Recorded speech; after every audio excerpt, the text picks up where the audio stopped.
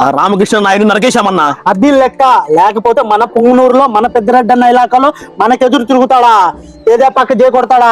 ఇంకొకసారి జై తెలుగుదేశం అని ఎవడైనా కేకలు పెడితే వాడికి భూమి మీద నూకలు చెల్లిపోతాయని ఈ చావుతో తెలియాలా? వాళ్ళ అధికారంలో ఉన్నారు కదన్నా. మన బలుపు ముందు వాళ్ళ గెలుపు ఎంత?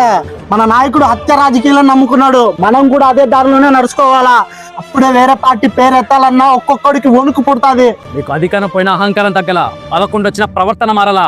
కూటమి కార్యకర్తలారా గుర్తు పెట్టుకోండి, మిమ్మల్ని ఏ వైసీపీ గుండాగాడు దాడి చేసినా, చంపేస్తానని బెదిరించిన స్థానిక పోలీసులకు ఫిర్యాదు చేయండి.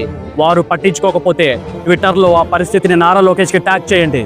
పసుపు జెండా నమ్ముకున్న కార్యకర్తలు ఎవరైతే పార్టీ కోసం పోరాడారో మిమ్మల్ని నా గుండెలో పెట్టుకుని నేను మిమ్మల్ని కాపాడతా. ఇది రాక్షస ప్రభుత్వం కాదు, రక్షించే ప్రభుత్వం.